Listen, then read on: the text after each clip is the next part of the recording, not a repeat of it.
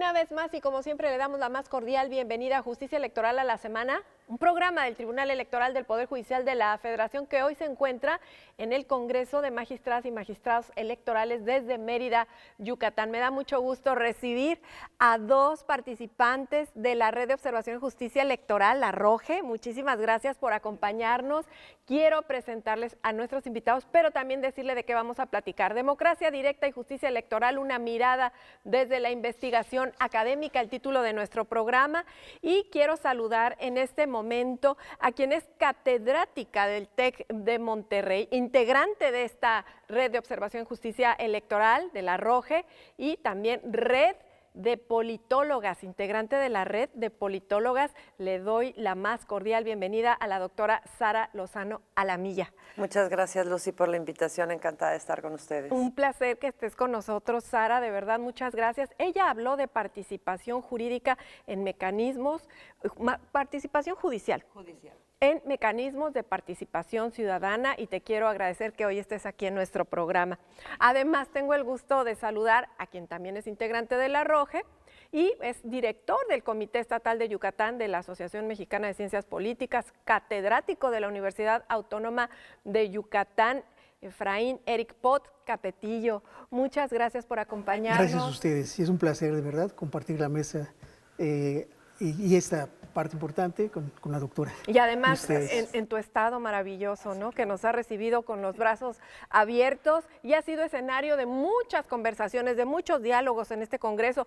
Tú hablaste de justicia electoral y pueblos indígenas y queremos compartir un poquito de lo que ha sucedido en este evento, en este Congreso, dialogar sobre los mecanismos de participación ciudadana. ¿Qué nos dirías, Sara?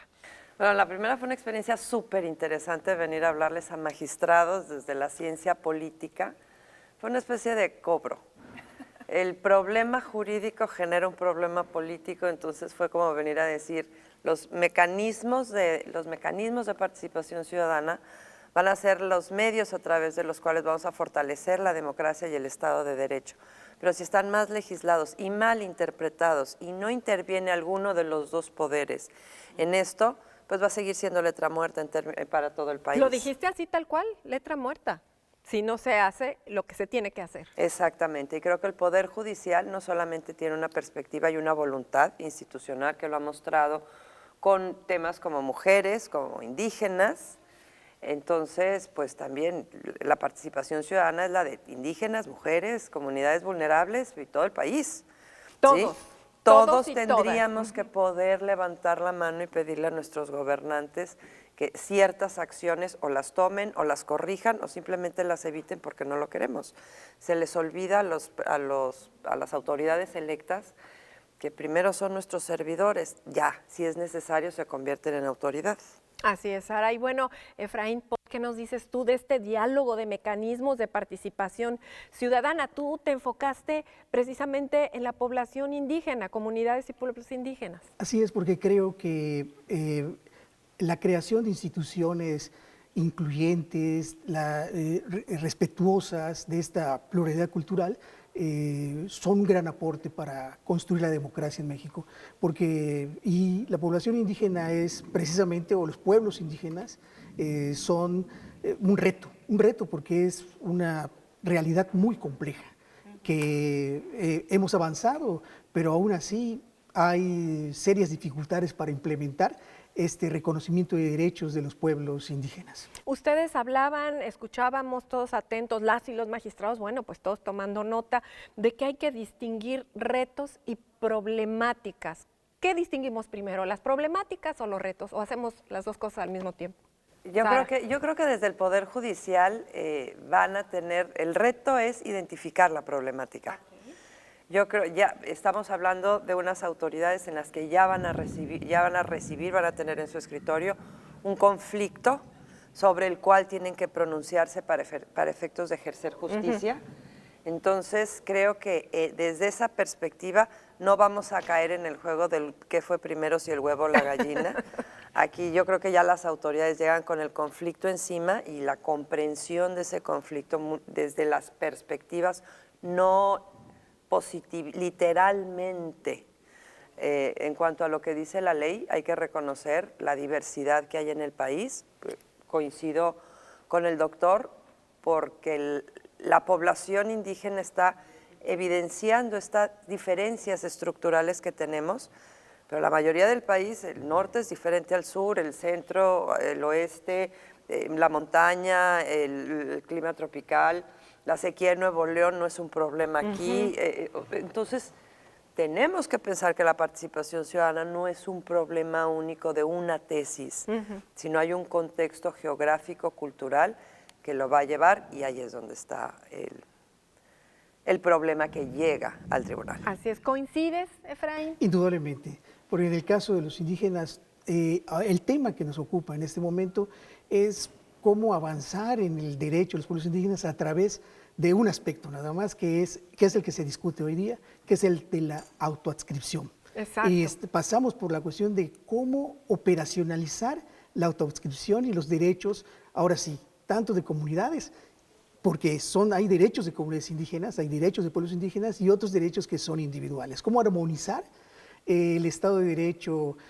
En el Estado de Derecho, ¿cómo armonizar el derecho consuetudinario con el derecho positivo? Eso es muy importante. Pero así como hablamos de problemas y retos, también hablamos de avances, ¿no, Efraín? O sea, la justicia electoral ha hecho cosas importantes, no lo debo decir yo, lo tienen que decir los académicos, lo tienen que decir quien observa, porque ustedes están en esta red y ustedes nos están retroalimentando y criticando y de repente picando, ¿no? la costilla y diciendo, por ahí no, esto está mal, esto está bien. Díganos, ¿cómo va este avance a través de la justicia electoral? Sí, a mí me parece que hay una serie de sentencias que han, a lo largo de los años, sobre todo desde el 94 por acá, ha habido un gran avance en el reconocimiento de derechos políticos, que precisamente por abordar cuestiones muy concretas o particulares, lógicamente no han tenido una solución global o integral, holística del problema indígena, porque es difícil realizarlo. Entonces, a golpe de sentencia se ha ido avanzando. Por eso mismo la insatisfacción de las comunidades, pueblos, organizaciones, académicos y indudablemente las limitaciones que tienen las instituciones electorales y sobre todo los problemas que le llegan a los jueces, ¿no? O a los magistrados electorales. De pronto, ese es un problema en el que tienen que meterse a discutir y de manera paso a paso, poco a poco, han ido abriendo o han ido avanzando, pero al mismo tiempo abriendo otras cosas que están detrás, claro, para poder hacer un reconocimiento pleno de estos derechos. Y por eso, en este momento, sin duda, la cuestión de la autoadscripción y quién o qué instancias pueden certificar la identidad indígena, ¿no? Exactamente. Sara, ¿tú qué piensas de estas sentencias del Tribunal Electoral? Bueno, hablamos de acciones afirmativas en el caso de los grupos históricamente discriminados, los indígenas, pero ¿tú qué piensas de las sentencias del Tribunal Electoral para la participación ciudadana? Fíjate que en particular la participación ciudadana creo que no ha tenido todavía un efecto, porque el gran problema de los mecanismos que activan la ciudadanía es que es muy difícil que los active la ciudadanía. Pero yo veo que hay muchos avances y hay un escenario bastante favorable que va a tener solución mucho más expedita en el momento que la voluntad política se concentre en estos mecanismos. ¿Por qué? Porque el siglo XXI ha sido una historia de sentencias, ha sido una historia de criterios y de jurisprudencias que incluso han generado reformas constitucionales. Claro. Poder Judicial, a través de su interpretación seria y con una voluntad garantista, ha creado ya los espacios, todos los antecedentes. Con el doctor, lo estoy interrogando prácticamente, por todo lo que ha aprendido el Poder Judicial con respecto a las consultas obligatorias que se tiene que hacer a las comunidades indígenas, porque a final de cuentas lo que yo estudio, lo que yo analizo, son consultas, no necesariamente no es el mismo esquema, pero es poner atención y permitir que la ciudadanía intervenga en la agenda pública. Entonces, estas ideas, las ideas que se han abierto, por ejemplo, con el tema de mujeres, por supuesto, que creo que fue el que abrió empezó a abrir una brecha ya más práctica, más concreta. Fue el primer tema, de hecho, por ahí, ¿no? Abriendo. Creo que empezó como parte de la ley, primero con asuntos indígenas, pero quedó un poco estancado. Fue a finales del siglo XX que empiezan a procurar la representación de las mujeres. Entonces, pues tenemos un siglo XXI en donde esto de estar estancado viene a galope. Claro. Entonces yo en ese sentido creo que el tribunal ha sido un actor preponderante y que además después de abrir esa puerta, ahorita está empezando, creo yo, a relacionarse, a vincularse, no por el sentido de una sentencia, sino por el proyecto de voluntad política para que se garanticen los derechos humanos, en mi caso los políticos, el derecho de representación de las mujeres, de las comunidades, la vocación de inclusión social que tenemos que trabajar. Entonces, bueno, creo que ha hecho mucho.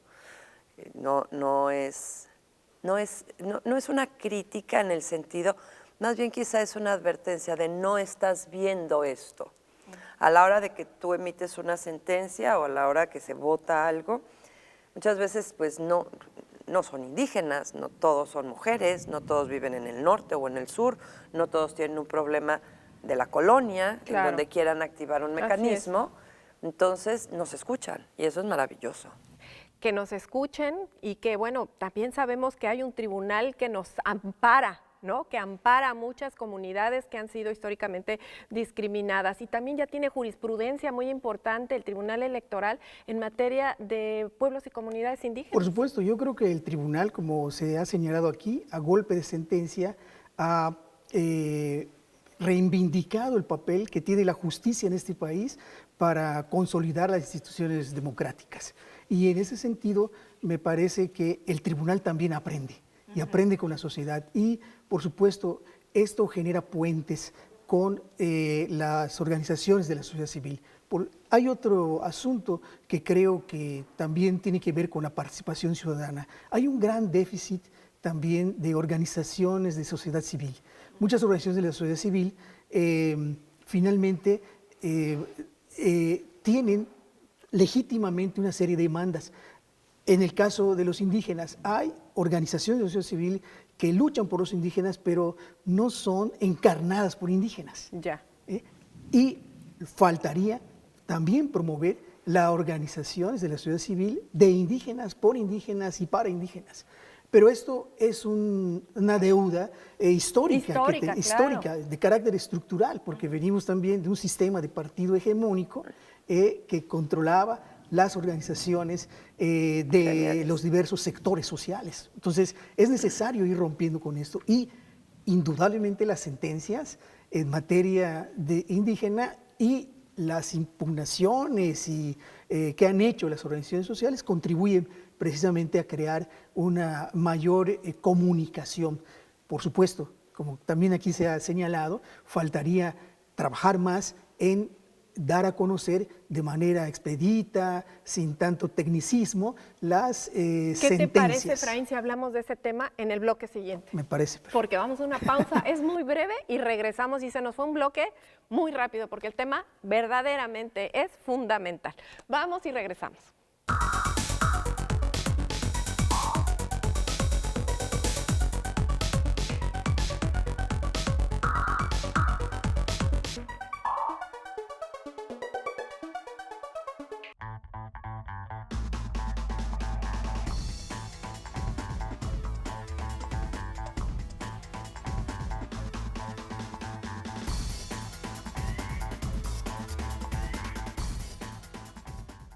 Continuamos desde este Congreso de Magistradas y Magistrados Electorales en Mérida, Yucatán. Estamos hablando pues de la participación ciudadana, del trabajo que ha hecho el Tribunal Electoral y de la observación en justicia electoral. No todos los días se platica con dos integrantes de la red de observación en justicia electoral y hay que aprovecharlos, hay que sacar esas conclusiones, esas dudas, esas inquietudes que han observado a lo largo de este Congreso. Y lo que tú decías, Sara, es bien importante, eso de no vinculación, o sea, sí, hay que poner énfasis en que no sea letra muerta. Me gustó eso que tú dijiste como a modo de conclusión de lo que hemos visto hoy.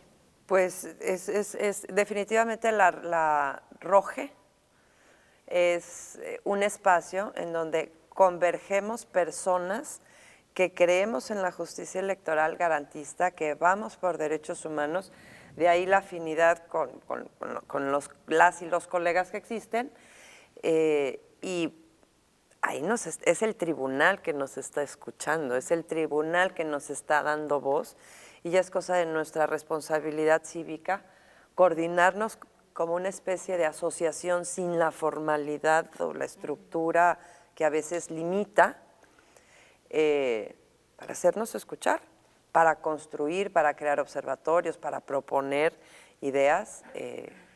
Yo creo que la red es una de las mejores evidencias que tiene el tribunal, es una de las mejores evidencias que te puedo dar de que el tribunal está abriéndose para la ciudadanía. Efraín, en este mismo sentido. Sí, yo creo que efectivamente esto es un buen síntoma, ¿no?, de escuchar voces diversas, porque aquí hemos venido a plantear no son críticas contra la labor, sino simple y sencillamente como alertas hemos detectado desde la observación, precisamente desde la academia, de cosas que quedan pendientes y cuestiones que nos parecen que es necesario discutir con la finalidad de ir sensibilizando sobre, pues precisamente a los integrantes del tribunal sobre esos especificidades que probablemente no encuentran cuando de inmediato tienen que formular una sentencia. Ellos trabajan sobre la cuestión coyuntural y tienen que emitir sentencias de manera muy rápida, pero la ROJE les permite también reflexionar sobre esas sentencias y sobre otros aspectos que pudieran ser materia de discusión. Y se abre a la sociedad, es parte. Claro. Y bueno, aprovechando que a ti te tocó el tema de comunidades, pueblos indígenas, bueno, pues el tribunal respeta la autonomía, el autogobierno, no les dice cómo hacer las cosas, nada más les abre las puertas y les dice, ¿qué está pasando? ¿En qué te puedo ayudar? ¿Eso tú cómo lo ves desde la ROJE y desde tu experiencia académica? Me parece que es bueno, solamente que decía que para poder ser aprovechado por pues el sector al que va dirigido, se requerirá también organización de la sociedad civil, ¿sí? Porque no se puede avanzar exclusivamente a través de decretos, sino también tenemos que tejer las alianzas, pero con sociedad organizada.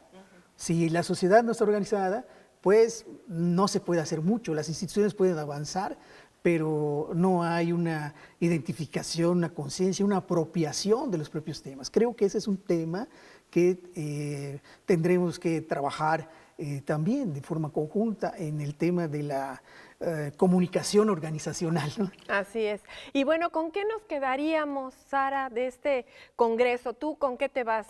Yo me voy sumamente agradecida. Me quedo con muchas expectativas positivas de lo que viene en general para las garantías de los derechos humanos, en particular para un tema que es, lo estudio, pero también es un motor de activismo para mí. Entonces, muy agradecida por la invitación, muy agradecida por la atención que se le dio a los temas que de pronto son, no es una elección, no es el central, pero hay una voluntad política general para hacerlo. Entonces, muy agradecida y muy agradecida contigo, Lucy, también por esta entrevista. Pues a nosotros nos encanta oírlos porque nutren. Nosotros queremos que se abran las puertas, que se oigan más voces y poder seguir haciendo el trabajo que, pues el presidente de este tribunal quiere hacer, ¿no? Como línea de trabajo es la creación de la ROJE. Ya está trabajando, o sea, está haciendo muchas cosas desde que se creó, están juntos trabajando. Y pues dinos, ¿tú con qué te quedas de este congreso? Que me parece que es un espacio importante en donde nos demuestra que la democracia se construye precisamente sobre grandes acuerdos, grandes alianzas, pero nos permite avanzar para construir la unidad en la diversidad, que eso es lo que finalmente necesitamos en este país, ¿no? Muy las bien. instituciones democráticas. Y bueno, vamos a hacer alguna propuesta, tenemos tiempo, nos indica nuestra producción. ¿Cuál sería la propuesta ya desde la ROJE para este tribunal electoral que va a enfrentar un proceso electoral bastante fuerte, intenso, ¿no? No solamente el 23 y 24, bueno, o sea, estamos hablando de dos procesos muy intensos. Sara. Con que yo me quedaría con que la apertura. Hay una justicia abierta que se está buscando y se está promoviendo y otra vez viene a ser es extraño, o sea, si tú lees, se habla de gobierno abierto y normalmente son autoridades electas y ahorita estamos hablando de autoridades judiciales y lo están haciendo por una voluntad de ellos de acercarnos y no solamente están trabajando, son diferentes, son diversos aspectos, pero están trabajando con una humildad, con una dignidad, de saber qué es lo que está pasando. No vamos a influir el sentido de una sentencia, vamos a nutrir el contexto en el que se genera una sentencia. Entonces me quedo con eso y encantada de colaborar con ustedes cuando necesiten porque están haciendo muy bien las cosas por la participación ciudadana a través de la justicia abierta. Muchísimas gracias por esta opinión y bueno, cerramos casi el programa con la tuya, Efraín, por favor. Pues yo creo que la justicia electoral en este país, así como se ha abierto a las diversas voces que trabajan las distintas problemáticas que afronta cotidianamente, tiene un reto interno que también aquí en este Congreso se ha discutido, ¿no? Que es fortalecer la comunicación con los tribunales electorales de los estados. Me parece que también sobre esa base se fortalecería la jurisprudencia electoral. Y eso hay que decirlo, porque la ROJE no nada más tiene académicos y especialistas, no, tiene también a integrantes de los tribunales electorales. ¿Eso cómo lo observan? ¿Un fenómeno extraño o es normal? Pues es parte de los actores activos que tienen que estar ahí. También hay gente de la sociedad civil, también hay gente que tiene de todo tipo de temas, pero tiene una vocación, aunque no esté institucionalizada formalmente.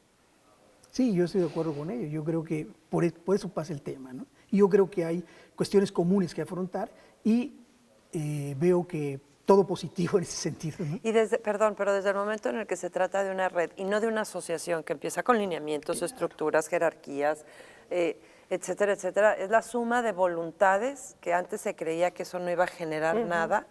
Y ahora gracias a las redes sociales o gracias a la evolución del ser humano, vete a saber por qué, pero ahorita a través de las redes se están creando más cambios y mejores alianzas de manera más rápida. No tenemos que pasar por procesos. Así es, una burocráticos. Red es de colaboración. Es tejer, ¿no? Exacto. Tejer redes. Lo que nos une es la voluntad. De colaborar. Entonces, si el doctor me pide, si alguna colega me pide algo, por supuesto que va lo que se necesite, porque quizá no es mi área, pero va a nutrir otra área que va a terminar reflejándose en algo positivo para la mía. Sí. Conocimiento, acciones afirmativas, ejecución de sentencias, lo que sea el asunto, y esa es la diversidad. Mucha gente no le gusta porque no la puede controlar, no la puede impugnar. No la puede gestionar tampoco. No la puede manipular. Entonces, y las redes así son autónomas, crecen con la voluntad. Bueno, pues ahí ven cómo va creciendo la ROJE, cómo va trabajando y cómo llega a este Congreso muy fortalecida, ¿no? Hay que decirlo, y cómo nos vamos a ir de este Congreso también con nuevos conocimientos. Pues yo les quiero agradecer infinitamente a Sara Lozano y por supuesto a Efraín Pot haber estado con nosotros en este programa Justicia Electoral a la Semana, un programa del Tribunal Electoral. Y bueno, pues nosotros vamos a seguir trabajando aquí en este Congreso de Magistradas y Magistrados Electorales desde Mérida, Yucatán. Muchas gracias. Gracias. Hasta la próxima.